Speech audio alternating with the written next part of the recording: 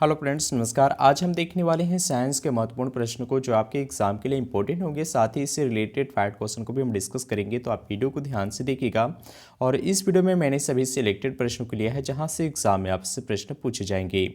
तो चलिए हम शुरू करते हैं। आज का पहला प्रश्न है कि गर्म हवा के गुब्बारों में कौन सी गैस प्रयोग की जाती है। इंपॉर्टेंट रहेगा आपके एग्जाम के लिए। आंसर है ऑप्शन बी, प्रोपेन गैस। गर्म हवा के गुब्बारों में प्रोपेन गैस का प्रयोग किया जाता है। अगर आपसे एग्जाम में प्रश्न पूछे कि साधारण गुब्बारों में, ठीक है, याद रखिएगा कि साधारण गुब्बारों में किस गैस का प्रयोग किया जाता है, तब आपका आंसर होगा हीलियम। ठीक है, तो याद रखना है आपको कि साधारण गुब्बारों में हीलियम गैस का प्रयोग किया जाता है, जबकि गर्म हवा के गुब्बारों में प्रोपेन गैस का प्रयोग किया जाता है। अगला क्वेश्चन है कि फलों को पकाने के लिए किसका प्रयोग किया जाता है। ये भी प्रश्न आपके एग्जाम के लिए इंपॉर्टेंट होंगे। आंसर है ऑप्शन सी, कैल्शियम कार्बाइड और एसिटिलीन, ये दोनों का। तो इस प्रश्न का सही आंसर होगा ऑप्शन सी, कैल्शियम कार्बाइड और एसिटिलीन गैस, इन दोनों का प्रयोग फलों को पकाने के लिए किया जाता है। अगला क्वेश्चन है कि स्टील जंगरोधी बनाता है। इंपॉर्टेंट रहेगा ये प्रश्न आपके एग्जाम के लिए। आंसर है ऑप्शन बी, क्रोमियम। ठीक है, देखिए फ्रेंड्स, यहाँ पे आप थोड़ा सा ध्यान दीजिएगा। अगर आपसे एग्जाम में ये प्रश्न पूछे कि स्टील को जंगरोधी कौन बनाता है, ठीक है, और अगर आपके ऑप्शन में दो रहे, कार्बन भी और क्रोमियम, ये दोनों दिया रहे, ठीक है, तब आपका आंसर क्रोमियम होगा। लेकिन अगर ऑप्शन में क्रोमियम ना रहे, ठीक है, तब आपका आंसर कार्बन होगा। ठीक है, तो आप यहाँ पे थोड़ा सा ध्यान दीजिएगा कि स्टील को जंगरोधी कौन कौन बनाता है। कार्बन और क्रोमियम दोनों बनाता है, लेकिन दोनों को रहने पर पहला प्राथमिकता हम क्रोमियम को देंगे और दूसरा प्राथमिकता हम कार्बन को देंगे। तो इस प्रश्न का सही आंसर होगा क्रोमियम। अगला क्वेश्चन है कि निम्न में से किसका मुख्य अवयव क्लोरीन गैस होती है। ये भी प्रश्न आपके एग्जाम के लिए इंपॉर्टेंट होंगे। आंसर है ऑप्शन बी, आंसू गैस। आंसू गैस का मुख्य अवयव क्लोरीन गैस होता है, जिसका सूत्र है C10H5Cl N2। ठीक है, तो आप याद रखिएगा आंसू गैस, ठीक है, जिसका होता है क्लोरीन गैस, जिसका सूत्र होता है C10H5Cl N2। इंपॉर्टेंट रहेगा आपके एग्जाम के लिए।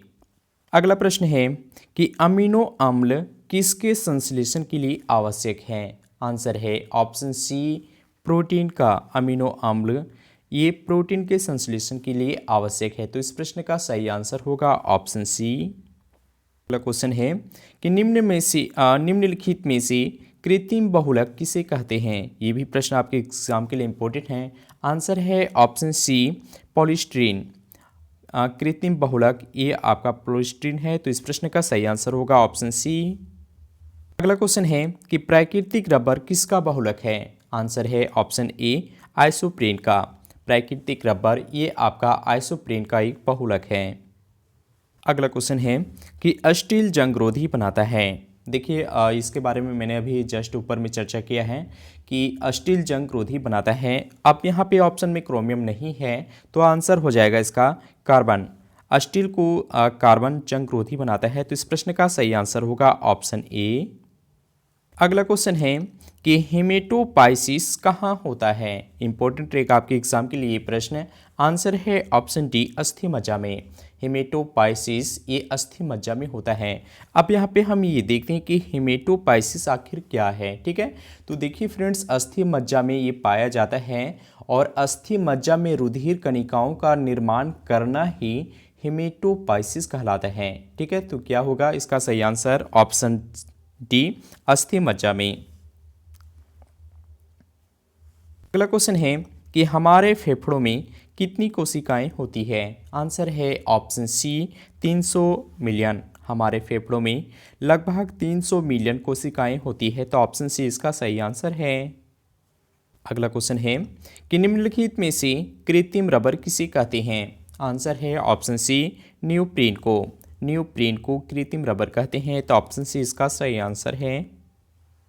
अगला क्वेश्चन है कि जैव आवर्धन या जैव संचय का कारण क्या है। आंसर है ऑप्शन बी, ऑर्गेनोक्लोरीन।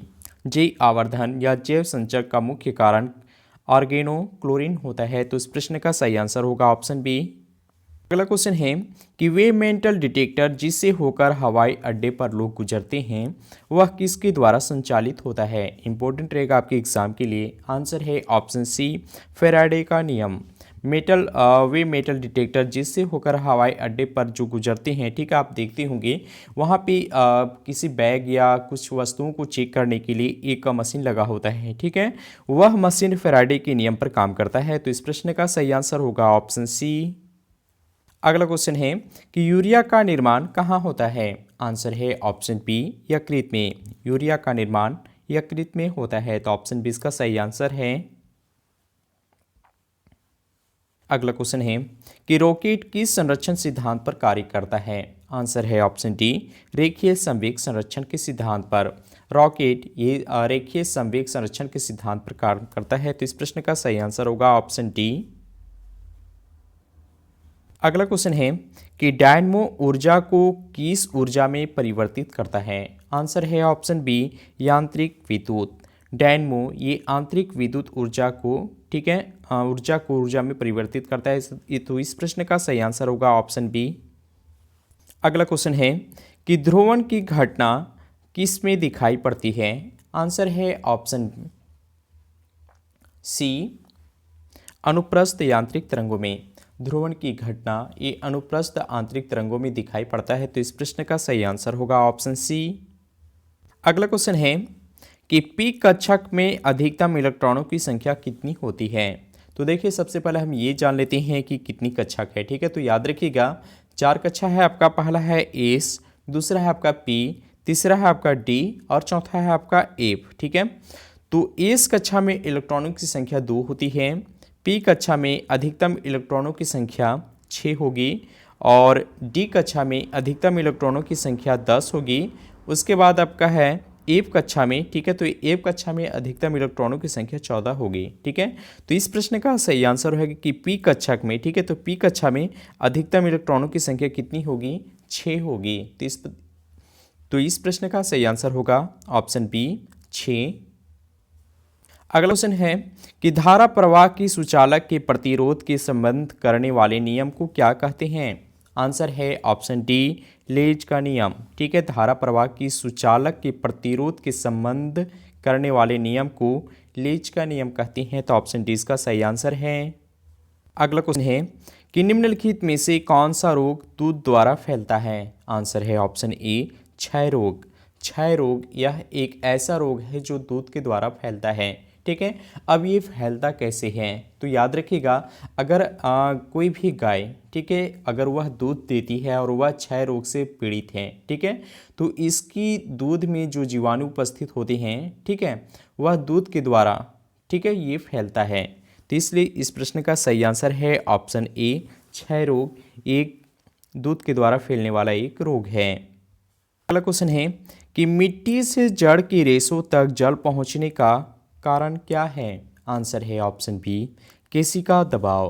केशिका दबाव के कारण ही मिट्टी से जड़ की रेशों तक जल पहुंचता है, ठीक है। तो इस प्रश्न का सही आंसर होगा ऑप्शन बी। अगला क्वेश्चन है कि रक्त कैंसर के रूप में किसे वर्गीकृत नहीं किया जाता। आंसर है ऑप्शन ए, कार्सिनोमा, ठीक है। रक्त कैंसर के रूप में कार्सिनोमा को वर्गीकृत नहीं किया जाता, तो ऑप्शन ए इसका सही आंसर है। अगला क्वेश्चन है कि टकाई के लिए किसका प्रयोग किया जाता है। आंसर है ऑप्शन बी, सीसा एवं टीन की मिश्र धातु। टकाई के लिए सीसा एवं टीन की मिश्र धातु का प्रयोग किया जाता है, तो ऑप्शन बी इसका सही आंसर है। अगला क्वेश्चन है कि डिओडेनम किसका भाग है। आंसर है ऑप्शन बी, बड़ी आंत का। डिओडेनम ये बड़ी आंत का एक भाग है, तो ऑप्शन बी इसका सही आंसर है। अगला क्वेश्चन है कि Tata institute of fundamental research कहाँ स्थित है। इंपॉर्टेंट रहेगा आपके एग्जाम के लिए। आंसर है option B, Mumbai. Tata institute of fundamental research ये मुंबई में स्थित है, तो ऑप्शन बी इसका सही आंसर है। अगला क्वेश्चन है कि टावर ऑफ विक्ट्री जय स्तंभ कहाँ स्थित है। आंसर है ऑप्शन बी, राजस्थान में। टावर ऑफ विक्ट्री जय स्तंभ ये राजस्थान में स्थित है। अगला क्वेश्चन है कि सूर्य का मुख्य तत्व क्या है। आंसर है ऑप्शन सी, हाइड्रोजन। सूर्य का प्रमुख तत्व हाइड्रोजन है। तो ऑप्शन बी इसका सी सही आंसर है। अगला क्वेश्चन है कि पाचन तंत्र में मौजूद अमाशय रस में कौन शामिल होता है? आंसर है ऑप्शन सी NHO3। पाचन तंत्र में मौजूद अमाशय रस में NO3 शामिल होता है। तो ऑप्शन सी इसका सही आंसर है। अगला क्वेश्चन है कि एटम बम का आविष्कार किसने किया? इंपॉर्टेंट रहेगा आपके एग्जाम के लिए। आंसर है ऑप्शन ए जे रॉबर्ट ओपनहेमर। ठीक है, एटम बम का आविष्कार इन्होंने किया है। तो ऑप्शन ए इसका सही आंसर है।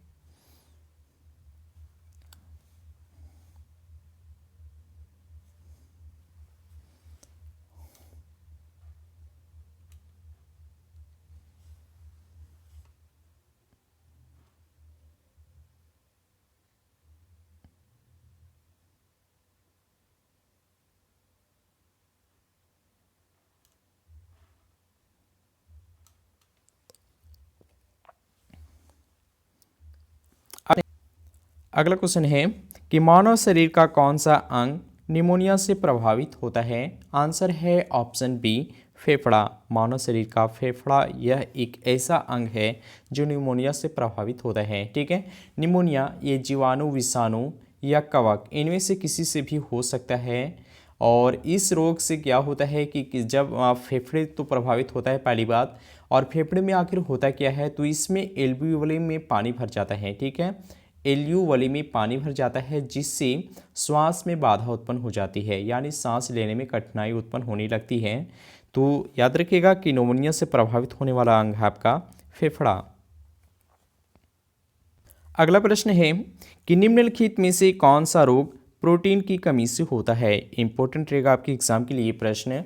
आंसर है ऑप्शन बी क्वाशियोरकोर। ठीक है, क्वाशियोरकोर यह एक ऐसा रोग है जो प्रोटीन की कमी के कारण होता है। तो ऑप्शन बी इसका सही आंसर है।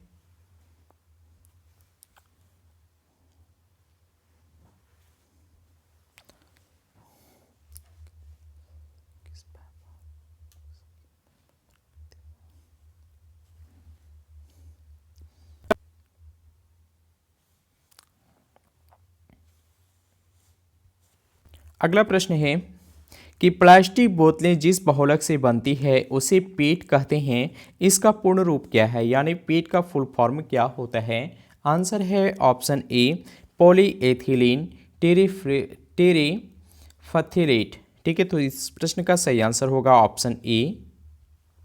अगला क्वेश्चन है कि किस फाइबर का प्रयोग बुलेट प्रूफ जैकेट बनाने में किया जाता है? इंपॉर्टेंट रहेगा आपके एग्जाम के लिए।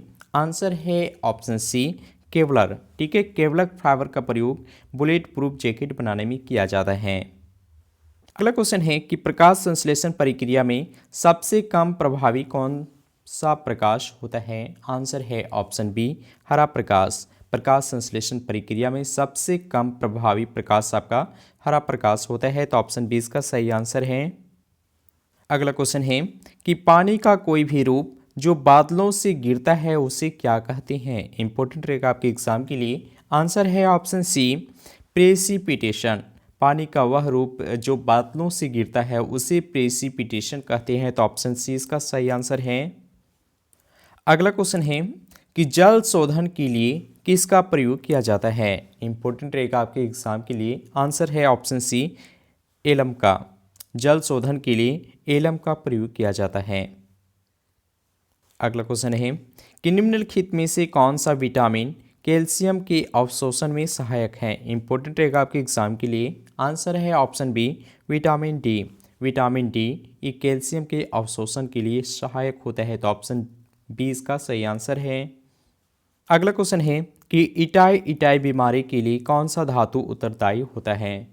आंसर है ऑप्शन ए कैडमियम। इटाई बीमारी के लिए कैडमियम धातु उत्तरदायी होता है। तो ऑप्शन ए इसका सही आंसर है। अगला प्रश्न है कि निकेल धातु से कौन सा रोग होता है? इंपॉर्टेंट रहेगा आपके एग्जाम के लिए। आंसर है ऑप्शन बी डर्मेटाइटिस। निकेल धातु से डर्मेटाइटिस रोग होता है, यानी निकेल धातु से शरीर में एलर्जी उत्पन्न होने लगता है। ठीक है, जिसे हम डर्मेटाइटिस कहते हैं। तो याद रखिएगा कि निकेल धातु से डर्मेटाइटिस रोग होता है। तो इस प्रश्न का सही आंसर होगा ऑप्शन बी।